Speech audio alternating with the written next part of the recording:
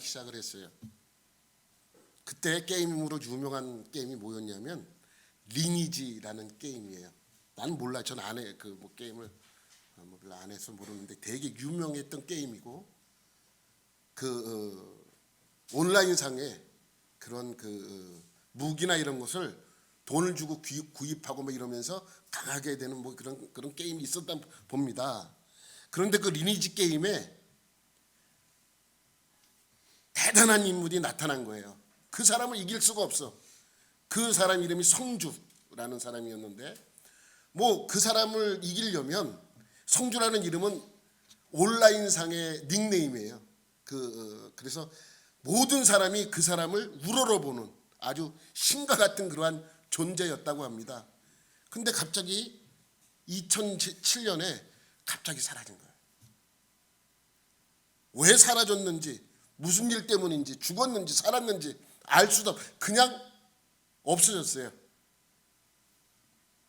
그리고 나서 작년 재작년에 갑자기 나타난 거예요. 게임으로 나타난 게 아니라 300억짜리 회사를 운영하는 사장으로. 근데 2007년도에 사라질 때 그 성주라는 사람이 몇 살이었냐면 17살이었대요. 17살이었는데 작년에 나타난 사람이 이제 29살에 나타나서 300억짜리의 사장이 된. 그리고 그 회사를 대기업에 넘기고 그 회사 임원으로 있게 된. 그래서 유명해진 사람이에요. 그 사람 이름이 전종하라는 사람입니다. 뭐 관심 있는 분들은 알겠지만 뭐 그 당시 리니지 게임을 했던 모든 사람들은 이 사람을 잘 알고 있어요. 그래서 인터넷상으로 루머까지 이 사람이 뭐 별 이상한 이야기들이 다 떠돌아다녔지만 다 아니었고, 갑자기 나타난 그는 한 회사의 사장이 되어서 큰 인물이 된 것이죠. 29살인데 300억의 회사를 대기업에 넘긴 사람이 된 거예요. 그럼 우리는 생각하죠. 그 사라졌던 12년 동안 무슨 일이 있었나 궁금하잖아요. 인터넷 찾아보세요. 그러면 여러분 알 수 있을 것입니다. 갑자기 본인이 그런 생각이 들더래요. 그렇게 게임의 왕처럼 그렇게 군림하던 그러한 사람이 하루아침에 없어진 이유는 그 게임을 한참 하는데 아버지는 사업이 망하고 힘든 그러한 상황 속에서 그런 생각이 들더래요. 내가 어떤 일이든 이 게임처럼 하면 뭔가 좀 되지 않겠느냐. 내가 실질은 없는 이것에 내가 온 힘을 쏟는 것처럼 이 세상을 살아가면 성공할 수 있겠다라는 생각이 들더래요. 그래서 모든 걸 다 포기하고 이제 사업을 시작을 한 거예요. 그래서 그렇게 여차저차 해서 그렇게 되었다라는 것이죠. 여러분, 항상 우리는 궁금해요. 그럼 그 사람이 그 12년 동안 무슨 일이 있었을까? 영화도 보면 갑자기 무슨 일이 막 전개되다 갑자기 중단되고 10년 후, 20년 후 이러면서 영화가 갑자기 그 상황이 그렇게 전개될 때 궁금하잖아요. 왜 갑자기 영화가 중단돼서 10년 후, 20년이라고 말할까? 그럼 그 영화의 내용 보면 잘 나가던 사람이 갑자기 노숙자가 돼서 나타난다든지, 아니면 힘들고 어려웠던 사람이 갑자기 20년 뒤에 큰 인물이 돼서 나타난다든지 그러한 상황이죠. 그럼 우린 궁금해합니다. 뭐가 궁금해요? 그 사이에 과연 무슨 일이 있었을까라고 궁금해하고 있는 것이죠. 우리가 하는 것이 바로 그것입니다. 지금 우리가 지금 공부하고 설교 듣는 그 내용들이 그런 것입니다. 신구약 중간 시대에 무슨 일이 있었는지 우리는 궁금합니다. 선지자가 없었어요. 400년 동안 하나님의 말씀도 없었습니다. 말라기를 마지막으로 구약 시대의 선지자가 끊겼고 400년이 지난 후에 선지자 세례 요한이 등장함으로 신약 시대가 시작이 됩니다. 그러면 400년 동안 도대체 무슨 일이 있었는지, 하나님께서 어떻게 자기 백성을 인도하셨는지 그 시대에 관한 성경의 내용이 없기 때문에 알 수 없지만은 다른 역사 기록들과 상황을 추정하면서 신구약 중간 시대에 무슨 일이 있었는지 우리가 알아가는 것입니다. 그래서 지난 2주 동안에 여러분에게 설교를 했습니다. 구약 성경에 없던 것이 신약 성경에 많이 등장을 하죠. 그래서 첫 번째 했던 것이 뭐예요? 회당입니다. 회당. 회당 뭐 그냥 그 회당 이렇게 생각할 수 있지만은 여러분 가만히 생각해 보세요. 예수님께서도 복음서에 보면 어디에서 주로 가르치셨습니까? 회당입니다. 회당을 중심으로 가르쳤고 많은 사람들이 회당에서 그것을 말씀을 듣고 변화받은 사람이 많이 생겨났습니다. 사도들도 복음을 전할 때 어디에서 주로 전했습니까? 회당입니다. 뭐 바울은 말할 것도 없죠. 우리 저기 바울의 그 행적을 보면 늘 가서 회당에 가서 복음을 선포했고 회당에서 많은 사람들이 믿기 시작을 했습니다.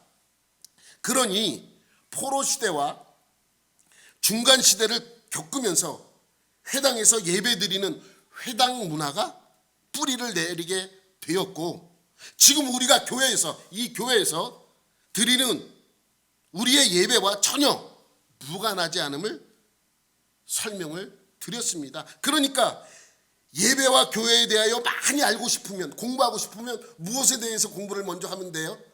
회당과 그들이 드리는 예배에 대해서 공부를 하면 우리가 드리는 이 교회와 이 예배의 문화가 어떻게 이것이 발전되어졌나를 알 수 있죠. 그러면 그들은 무작정 회당에서 이렇게 예배 드립시다 그러고 예배 드린 게 아닙니다. 그러면 그 회당에서 그들이 예배 드리는 뿌리는 무엇일까요? 성전에서 제사 드리는 것에서 예배가 나온 것입니다. 그러니 우리가 드리는 이 예배의 뿌리는 어디부터 시작하는 거예요? 성막에서 제사 드리는 것부터 시작이 되어지는 것입니다. 성막에서 제사를 지냈고, 또 그들이 성전에서 성막이 아니라 이제 성전이라는 것을 지어놓고 그곳에서 제사를 드린 것이 회당 문화의 뿌리가 된 것이고, 회당에서 예배 드리는 것이 이제 우리의 뿌리가 되어서 우리가 이렇게 발전되어서 예배를 드리는 것입니다. 같다고는 말씀드리지 않습니다. 같지 않습니다. 그러나 우리가 드리는 이 예배의 뿌리는 거기서 나왔다는 것을 알 수 있습니다. 그리고 지난주에 여러분에게 말씀드렸던 거, 구약 성경에서 신약 성경으로 오면서 뭐가 바뀌었습니까? 언어가 바뀌었습니다. 언어가. 여러분 구약 성경은 무엇으로 기록이 되어 있습니까? 히브리어로 기록되어 있습니다. 신약 성경은 무엇으로 기록이 되어 있습니까? 헬라어로 기록이 되어 있습니다. 그럼 그냥 그렇게 기록된 것이 아니라 여러분 생각을 한번 하셔야 됩니다. 뭐냐면 유대인들은 되게 폐쇄적입니다. 고집스럽습니다. 보수적인 성향이 아주 강합니다. 근데 그런 그들이 어떻게 헬라어로 기록된 이 성경을 받아들일 수 있는가라는 의문점이 우리 스스로 가져야 됩니다. 어떻게 그렇게 폐쇄적인 사람이, 어떻게 그렇게 고집스럽고 아집으로 똘똘 뭉친 그들이 어떻게 헬라어로 된 성경을 쓸 수가 있는가라는 것입니다.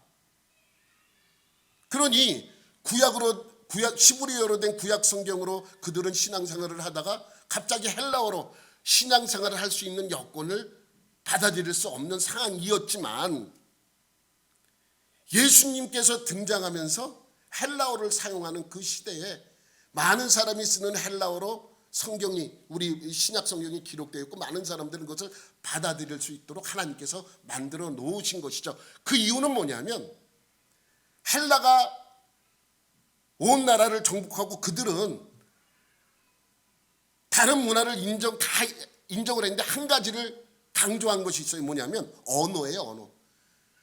그러니까 언어는 헬라어를 사용하게 그렇게 만들었습니다. 너 히브리 민족이야? 히브리어 쓰지 마. 이제 앞으로는 헬라어 써. 다른 거 다 괜찮아. 그러면서 헬라어를 종용했고, 저기 시리아에 살고 있는 사람들 너희들 아람어를 쓴다고 아람어 쓰지 마. 앞으로 헬라어만 써. 이렇게 헬라어에 대한 강한 집착으로 또 그들의 지식으로 그들을 가르쳤고 그들을 그것으로 배우게 만들었습니다. 그러니까 언어가 얼마나 중요해요. 그래서 헬라 문화가 발전할 수 있었던 것은 언어가 그 중심에 있었던 것입니다. 그리고 히브리어로 된 구약 성경을 하나님께서는 헬라어로 바꾸는 작업을 만들어 놓으셨잖아요. 그래서 지난주에 설명드렸잖아요. 이 헬라어로 바뀌어진 성경이 유대인들을 통해서 바꿔진 것이 아니라 헬라인들을 통해서 번역되게 만드셨잖아요. 그래서 그냥 헬라어로 번역된 성경 뭐가 중요한가 이렇게 생각할 수 있지만은 생각해 보세요. 히브리어로만 쓰여져 있던 이 성경이 그냥 히브리어로만 있었다면 뭐예요? 그냥 유대인들만 갖고 있는 아집스러운 종교에 불과했을 것입니다. 그런데 하나님께서는 이 성경이 뭘로 번역되게 만들어요? 헬라어로 번역되게 함으로써 성경에 무슨화를 시킨 거예요? 쇠계화를 시켜버린 거예요. 모든 사람들이 이 당시에는 모든 지식을 얻으려면 헬라어를 공부해서 헬라어에서 나온 지식으로 자기의 지혜를 뽐냈던 것이죠. 그러니까 그만큼 많은 지식을 얻으려면 많은 책들이 필요했고 그 책들이 헬라어로 쓰여져 있는 것이 많이 있었습니다. 그러니까 이 성경도 헬라어로 번역이 되는 순간에 이 성경은 어떤 화가 된 것이다? 쇠계가 돼버린 거예요. 모든 사람이 볼 수 있도록 그렇게 만든 것입니다. 그만큼 언어가 중요합니다. 여러분 생각해 보세요. 세종대왕이 한글을 만들어 놓고 훈민정음을 반포를 했습니다. 야, 우리 왕이 우리를 위하여 이렇게 언어를 아주 쉬운 언어를 만들었구나. 이제부터 이것만 사용하자. 그럼 그때부터 사용했습니까? 아니잖아요. 얼마나 반대했습니까? 그것이 공포되고도 사람들은 반대했고 지식 있는 사람 양반들은 무슨 소리냐? 한문을 써야 이게 진정한 글이지. 안 받아들였잖아요. 그것이 받아들이는 데까지 얼마만큼 많은 시간이 걸렸습니까? 여러분 제가 어렸을 때만 해도 신문에 한문이 3분의 1이었어요. 그래서 신문을 보기 싫었어. 왜? 한문이 너무 많아서. 그런데 그것이 점차적으로 바뀌더니 요즘은 신문에 한문이 없다. 그러니까 요즘 들어서 2000년 들어서 이게 완벽하게 뿌리를 내렸다고 봐도 과언은 아니잖아요. 그러면 그 사이에 무슨 일이 있었어요? 그것이 쓰여졌다 그것이 다시 안 쓰여지게 막았다가, 그렇지만 너무 쉬운 글자이기 때문에 백성들이 그것을 암암리에 공부를 하면서 그것이 내려와갖고 지금의 한글을 이렇게 자리 잡게 된 것이죠. 수백 년이 걸렸잖아요. 마찬가지입니다. 그 400년 동안에 선지자가 없던 400년 동안에 점차적으로 이것이 하나하나 이루어져서 언어도 그렇게 쓰여지게 만든 것이죠. 그럼 오늘은 세 번째 시간입니다. 구약에 없던 것이 신약 성경에 등장합니다. 무엇입니까? 눈치 빠른 사람은 다 알죠? 수전절. 구약 성경에는 수전절이 없어요. 신약 성경에 갑자기 오늘 본문에 보면 나오잖아요. 수전절이라고. 그런데 여러분 생각해 보세요. 신약 성경을 읽으면서 이들이 지킨 절기들이 많이 나옵니다. 유월절 알잖아요. 유월절이 왜 만들어졌는지 구약 성경에 나오잖아요. 그죠? 무교절도 유월절하고 연관이 되어 있기 때문에 무교절이 생긴 것도 알 수 있습니다. 장막절도 알잖아요. 하나님께서 장막절을 지키라 그랬잖아요. 예? 맥주절도 마찬가지고 대속죄일도 나팔절도 성경에 구약 성경에 다 기록이 되어 있습니다. 우리가 알지는 못해도 들어는 봤잖아요. 구약 성경에 다 나오는 것입니다. 왜 그것이 만들어졌고 제정이 됐는지 우리는 알고 있습니다. 물론 이렇게 다 아는 것만은 아니지만 우리가 구약에 등장하지 않았던 하나의 절기가 등장을 합니다. 그게 오늘 이 수전절이에요. 오늘 본문 22절 23절 말씀을 보도록 하겠습니다. 시작. 예루살렘의 수전절이 이르니 때는 겨울이라 예수께서 성전한 솔로몬 행각에서 거니시니. 여러분 수전절에 예수님께서 예루살렘 성전에 올라가셔서 생긴 일을 기록한 것입니다. 그러니까 수전절에 예루살렘에 올라가셨다는 것은 예수님께서 그날을 어떻게 했다는 거예요? 지켰다는 것입니다. 수전절을, 그 명절을 지켰다는 것입니다.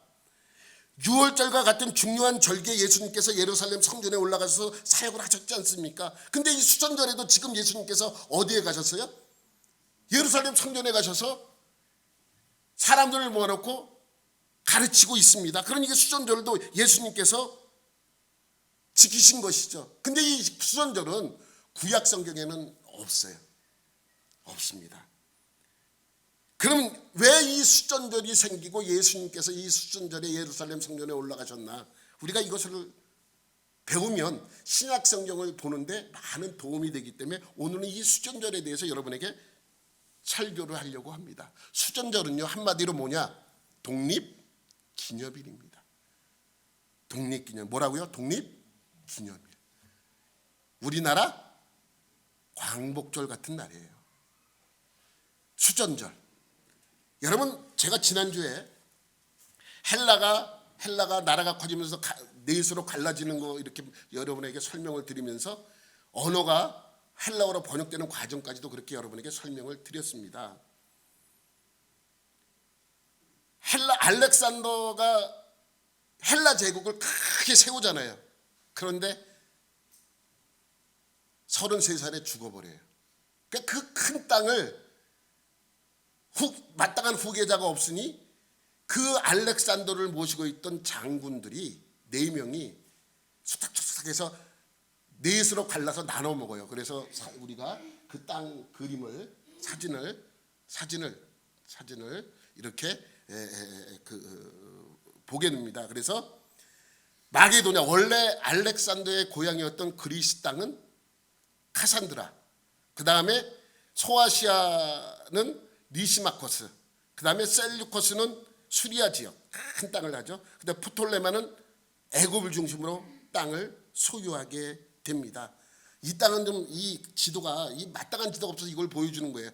여러분 그냥 이스라엘이 어디 있느냐? 하얀 점이 이스라엘이에요. 하얀 가운데 프톨레마하고 녹색하고 노란색 사이에 하얀 점을 내가 찍어놨어요. 이스라엘이 거기입니다. 그러니 여러분 생각을 한번 해보세요.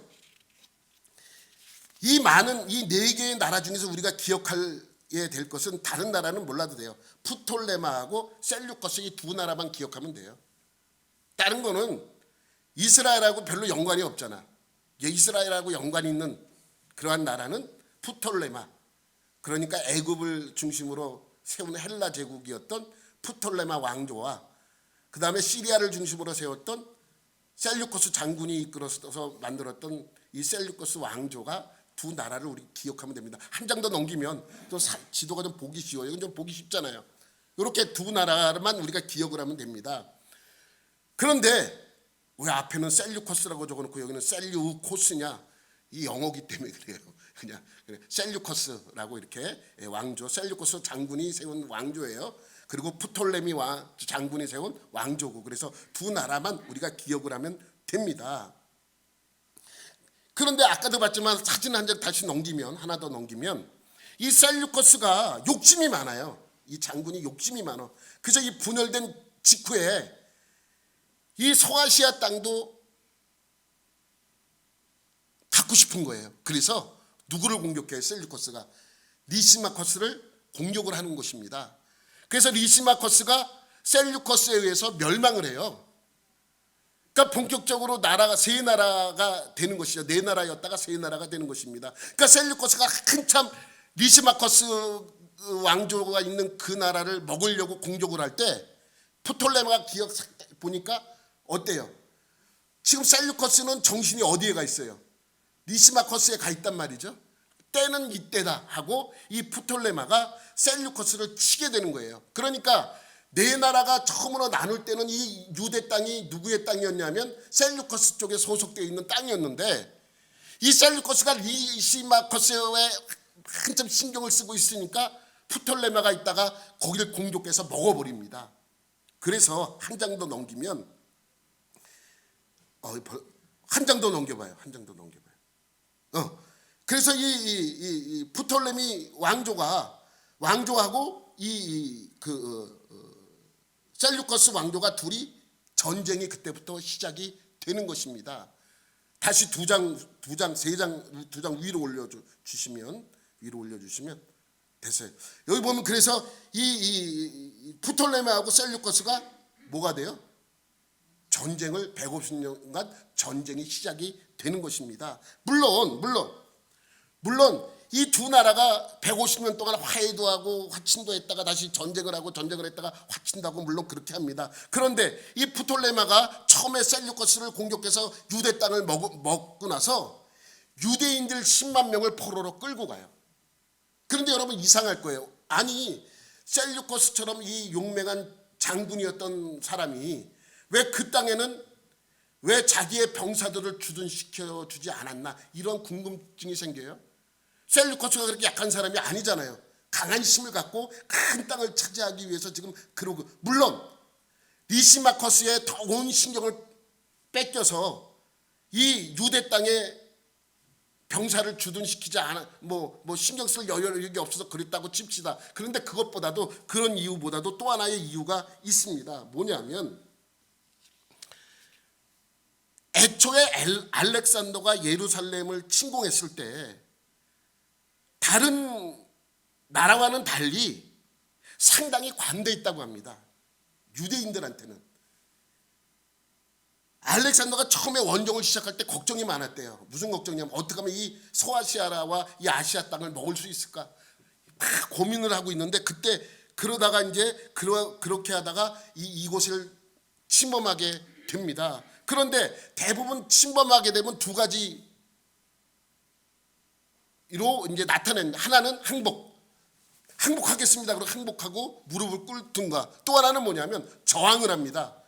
알렉산더가 군대를 이끌고 오니까 나라를 뺏기지 않기 위해서 전쟁을 벌입니다. 그렇지만 다 섭렵하고 다 전복을 합니다. 그런데 유대 땅으로 들어갔어요. 이스라엘은 항복도 안 하고 저항도 안 하는 거예요. 이상하잖아요. 그래서 특별히 이 알렉산더가 예루살렘 이스라엘 사람들에게는 특별하게 혜택을 많이 주었다고 합니다. 이스라엘 사람들은 7년에 한 번 안식년을 갖잖아요. 농사를 안 짓잖아요. 그래서 세금도 감면해주고 7번째 되는 날은 세금도 안 받고 그렇게 했다고 합니다. 그런데 그 이유가 유대인 역사가인 요세푸스가 기록에 남겼어요. 알렉산더가 한참 원정을 떠나면서 걱정 많을 때 꿈을 꿨다고 합니다. 꿈을 꿨는데 어떻게 하면 이 아시아를 제패할 수 있나라고 걱정하며 꿈을 꿨는데, 어떠한 사람이 나타나서 자주색과 주홍색 옷을 입은 사람이 나타나서, 또 모자에는 금패가 달린 모자를 쓰고 그 금패에는 신의 이름이 적혀 있었다고 합니다. 그 사람이 나타나서 이제 군대를 이끌어주고 페르시아를 점령해 줄 테니까 걱정하지 말아라 라고 그렇게 이야기를 해줬답니다. 꿈에. 이거는 그냥 요세푸스가 그 기록에 남긴 거예요. 그런데 이 알렉산더가 이스라엘을 치러 유대 땅에 들어오는데, 그 사람들은 저항도 안 하고 항복도 안 하고 그냥 평상시대로 그냥 하는 거예요. 그러면서 제사장이 나와서 이 알렉산더를 맞이하는데 알렉산더가 깜짝 놀란 거예요. 왜? 자기가 꿈에서 본 그 사람이 그 대제사장하고 똑같이 생긴 거예요. 옷이나 뭐예요. 그래서 아까 내가 그 사진을 보여줬죠. 한 장 넘기면, 너 다시 위로 한 장. 그래서 이 대제사장 복장을 한 사람은 환상을 본 거를 이 유대 땅에 들어가서 이 사람을 보게 된 것입니다. 그래서 특별히 많은 혜택을 줍니다. 알렉산더는 자기가 가는 곳마다 도시를 세웠어요. 그 대표적인 도시가 애굽 땅에 있는 알렉산드리아예요. 그 알렉산더 자기 이름을 딴 도시를 만들어서, 그러니까 계획 도시예요. 많은 세금을 나라로부터 받아가지고 그 도시를 만들어서 이 유대 사람들을 많이 데리고 와서 그곳에 살게 해 주었다고 합니다. 그러니 얼마나 이 애굽 땅에 살기 좋은 곳으로 만들어 놨겠습니까?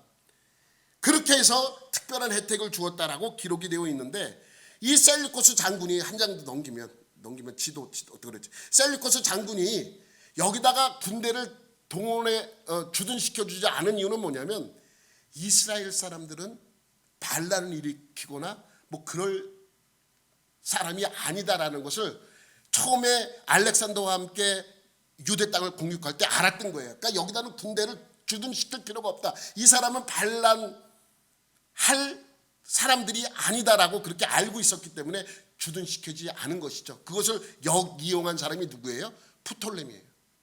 그래서 프톨레미가 공격을 해서 여기서 이 땅을 빼앗아가지고 10만 명이나 되는 많은 사람들을 포로로 끌고 갔죠. 그러니까 그 경계에 있는 이 유대 땅은 늘 불안한 거예요. 왜? 150년간의 전쟁 동안에 이 프톨레미하고 셀루코스가 늘 전쟁을 하잖아요. 그러니까 그 사이에 껴있던 유대는 일로 갈지 절로 갈지 늘 모르고 불안에 떨고 있어야 할 수밖에 없는 것이죠.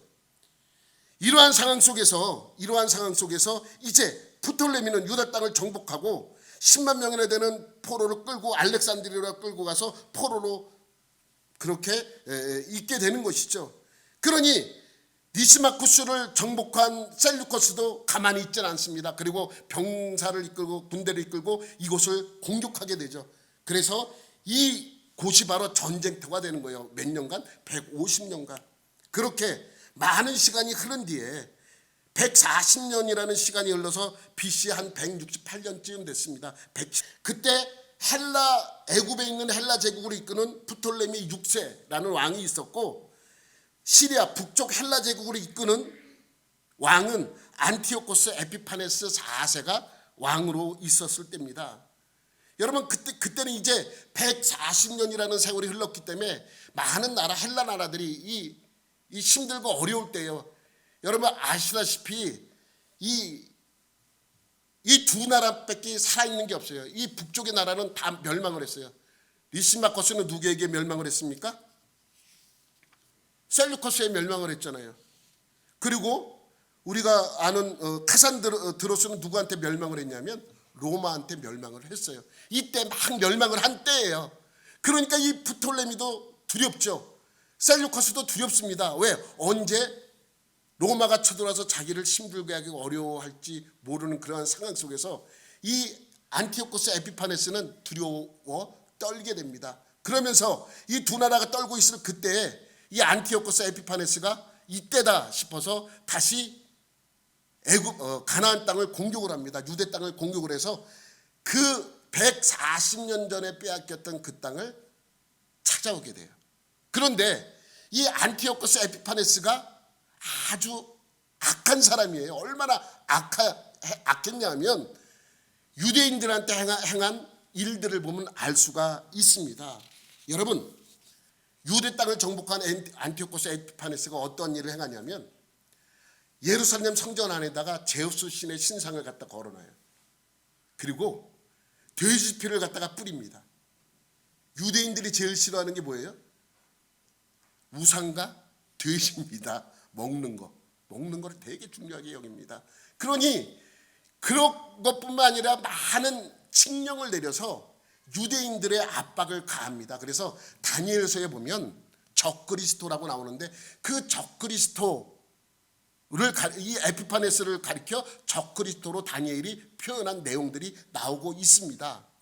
하여튼간에 그가 내온 칙령은 뭐였냐면 유대인들은 앞으로 이교도들의 관습에 따른다. 그러니까 제우스 신을 섬기라는 거예요. 두 번째는 성전 안에서 하나님께 번제 드리는 것을 금지한다. 제사 지내고 번제하는 걸 금지한다. 세 번째, 안식일도 앞으로는 없애고 너희들이 지키는 모든 절기를 금지한다. 다음에 다른 이교의 종교, 제단이나 우상을 성전 안에 세워놓고 그곳에서 뭘 하는 거예요? 음란 행위를 하는 거예요. 하도록 허용을 하는 것이죠. 그 다음에 앞으로 여기서는 소나 양으로 제사를 지내지 말고 뭘로만 제사를 지내게 만들어요? 돼지로만 제사를 지내게 만듭니다. 그리고 모든 아이들의 할례를 금지하고 율법을 지키지 않을 것을 그들에게 칙령을 내리게 됩니다. 여러분, 내가 늘 얘기하지만 유대인들의 특징이 있다고 그랬어요. 다른 건 다 참아도 뭐에 대한 것은 못 참아요? 성전에 관해서 모독하는 건 못 참습니다. 이스라엘 유대인들의 그 특징 중에 하나예요. 다른 건 내가 다 참아. 나를 모욕하고 화가 나지만 참어. 그런데 성전에 관해서 이렇게 모독하는 행위는 참을 수가 없습니다. 그런데 그런 일이 생긴 지 1년쯤 지나고 BC 167년쯤 되었습니다. 그때 유대 모딘이라는 곳에서 늙은 제사장이 이제 대제사장이 되어서 성전을 섬기게 돼요. 성전에 오니까 과관이 아니에요. 뭐예요?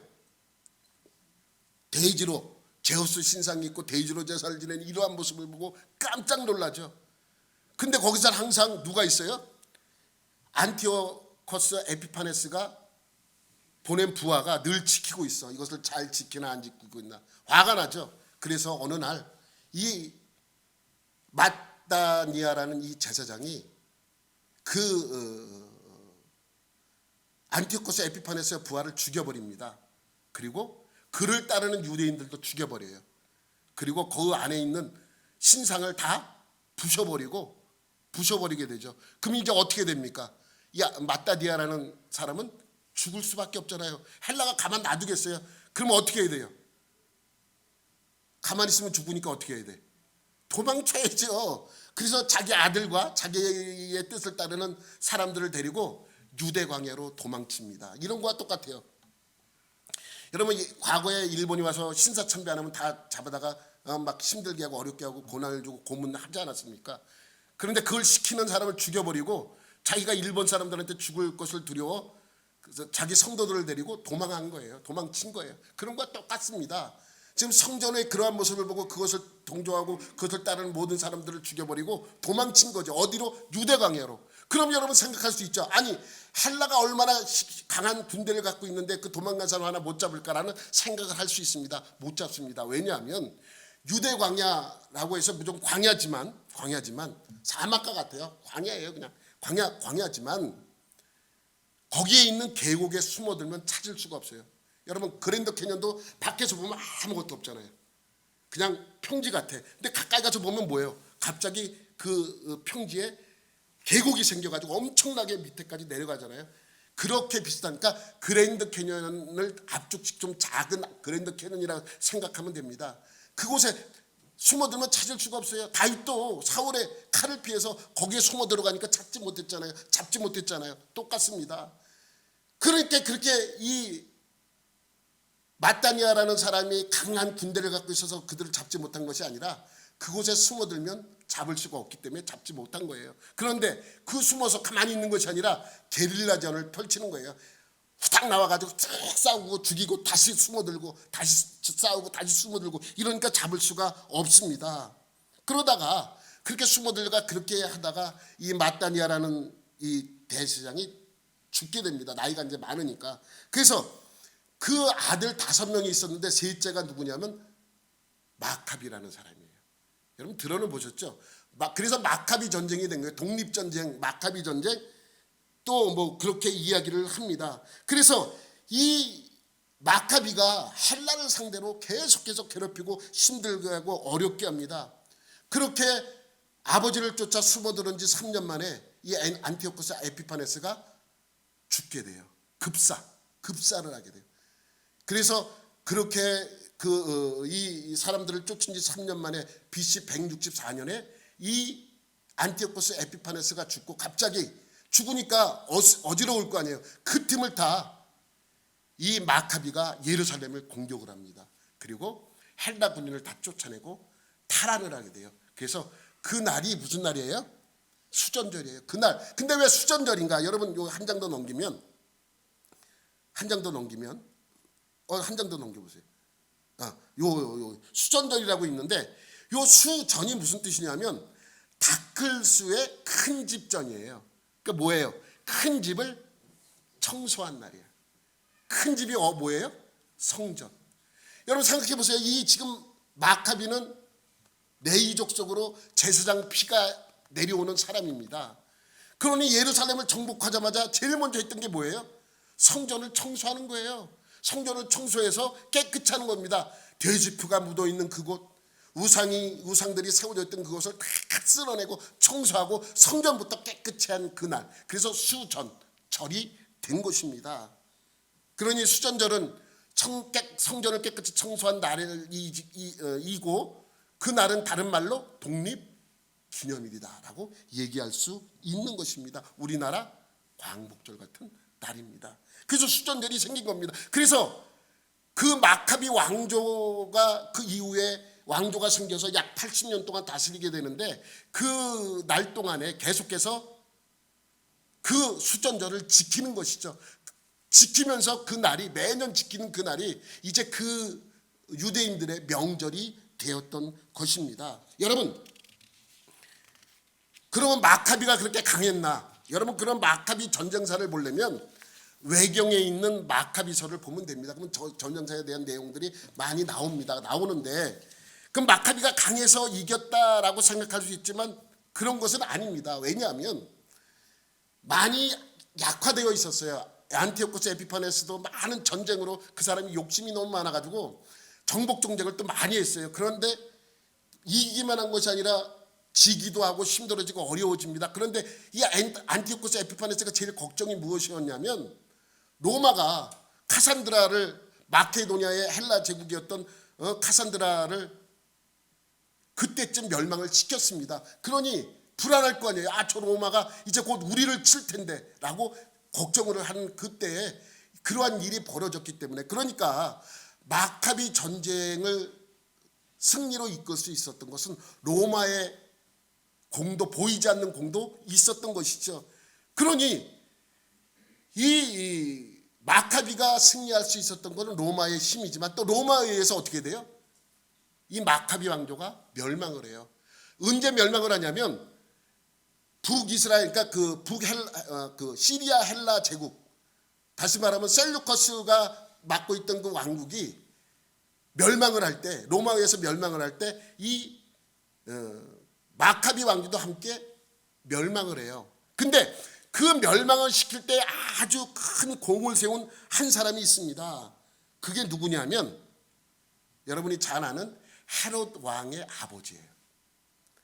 헤롯 왕의 아버지가 큰 공을 세웁니다. 그래서 그 공을 세운 덕분에 로마로부터 유대 총독이라는 직분을 받게 돼요. 누가? 헤롯의 아버지가. 헤롯은 원래 어디의 사람이에요? 그 아버지나 헤롯은 에돔 사람이에요. 에돔 사람인데 북쪽에서 제국을 형성했던 셀루커스가 멸망할 때 큰 도움을 주었기 때문에 이 아버지를 그 지역에, 유대 지역의 총독으로 로마가 세우게 되고, 또 헤롯은 아주 정치력이 대단했다고 합니다. 그가 로마의 사람들을 잘 긁어줘서 분봉왕이라는 그러한 왕의 자리를 얻어내는 거예요. 그러니까 어떠한 혁명을 일으켜서 세운 것이 아니고 로마의 정치를 달해서 얻어낸 왕 자리가 헤롯 왕조입니다. 그러니까 선지자가 없던 400년 동안에 두 왕조가 이스라엘에게 있는데, 하나는 마카비 왕조, 하나는 헤롯 왕조입니다. 이 두 개를 우리가 알아야 됩니다. 그러니까 예수님이 올 때 이미 이들은 마카비 왕조는 이미 멸망을 했고, 헤롯 왕조가 왕을 하면서 그들을, 유대인들을 다스렸던 그때가 바로 헤롯 왕조가 왕에 있을 때, 그러니까 헤롯이 왕에 있을 때 예수님께서 이 땅에 오시게 되는 것이죠. 그러니까 우리가 이 두 왕조를 꼭 알아야 되는 이유도 거기에 있습니다. 오늘 본문은 예수님께서 수전절을 맞아 예루살렘 성전에 가셔서 사람들에게 자신이 그리스도라고, 구원자라고 밝히시면서 그 문제가 일어나는 거예요. 그러니까 내가 구원자다, 내가 메시아다라고 얘기를 하니까 이 유대인들은 뭐예요?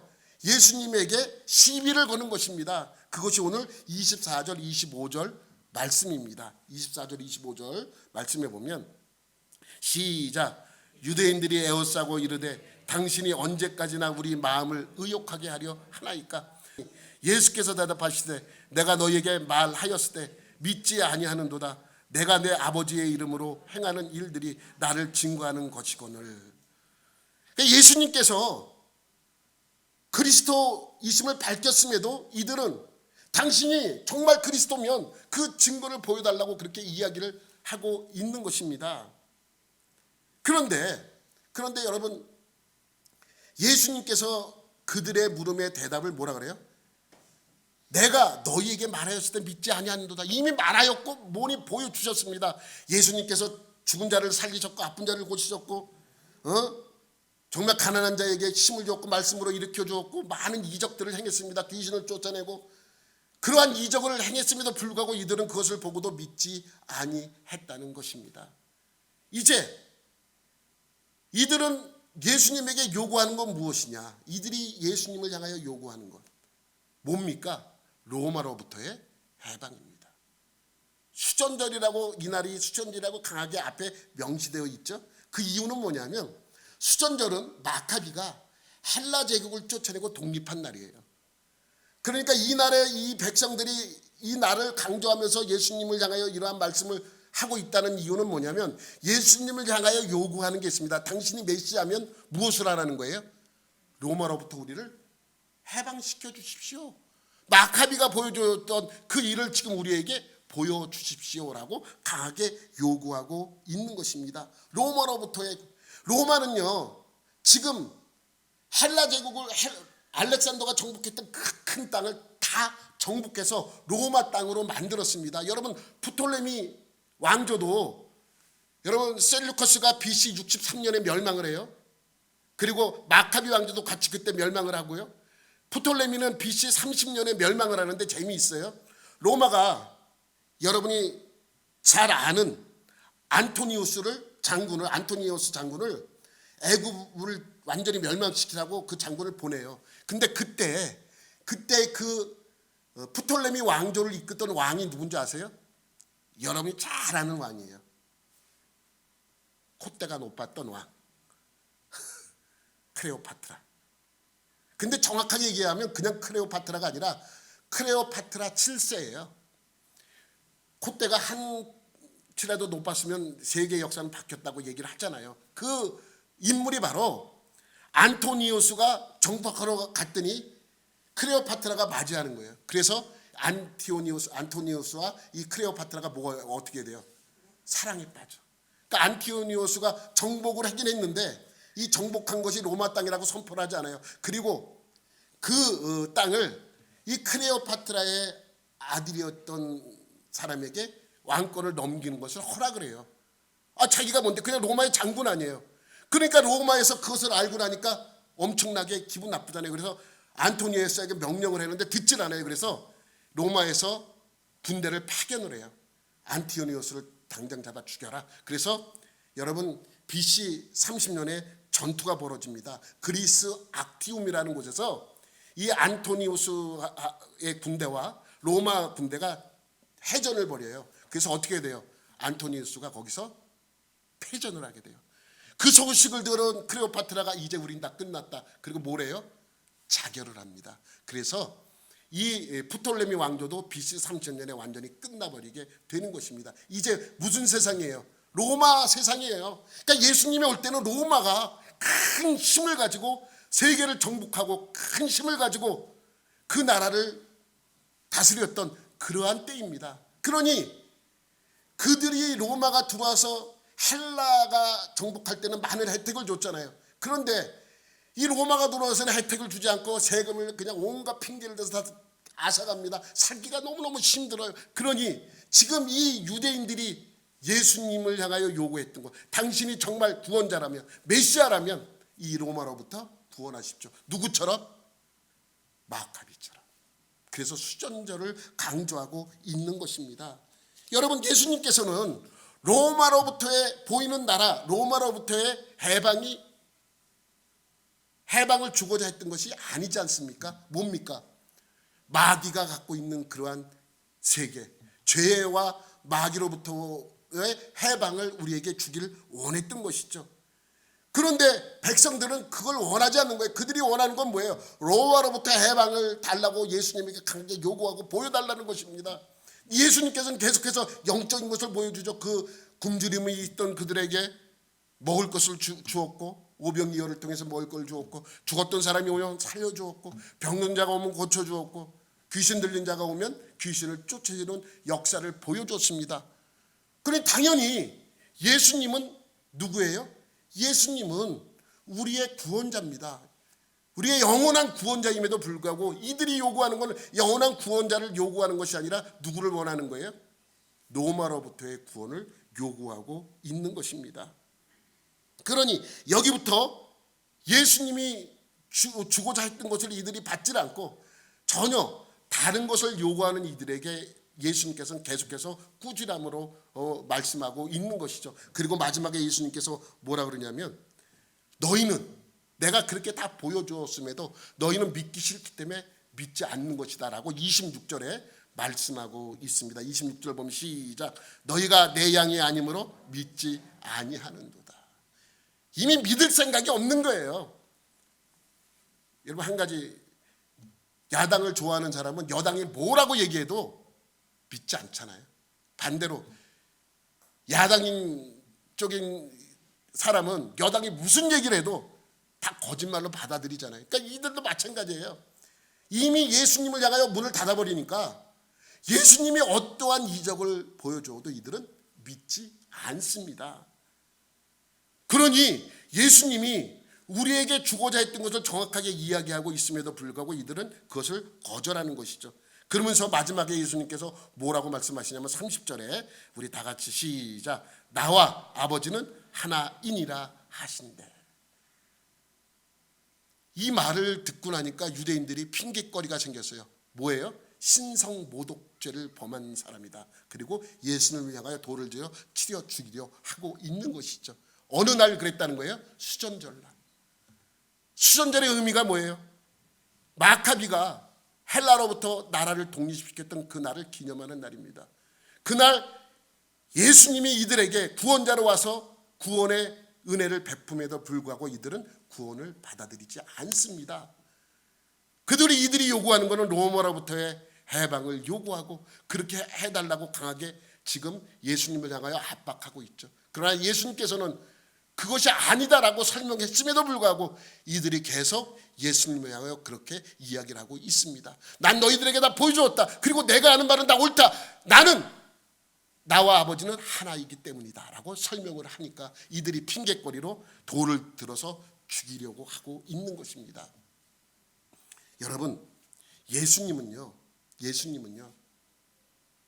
우리를 이 땅에서 잘 살게 하기 위해서도 건강하게 하기 위해서도 그것 때문에 우리를 부르신 것이 아닙니다. 우선은 뭐예요? 우리의 구원입니다. 우리를 죄와 마귀에게 속해 마귀의 권세로부터 속해 있는 우리를 해방시키고 하나님의 나라의 백성 삼기 위하여 이 땅에 오셨고 그 일을 행했습니다.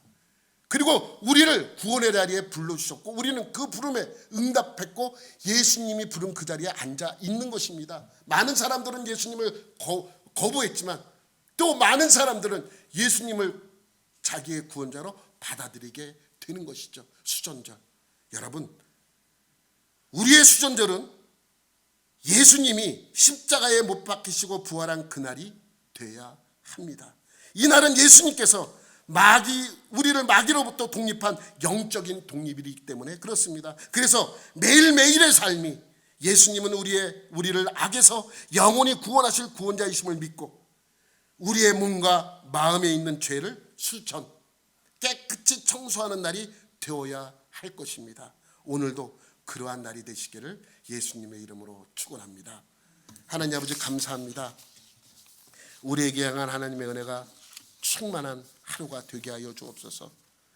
우리를 깨끗이 씻어준 날, 용서해 준 날, 구원을 이룬 날, 그 날로 수전절을 지키며 수전절을 맞이하는 저희 모두가 되게 하여 주옵소서. 모든 것 감사드리며 예수님의 이름으로 기도드립니다.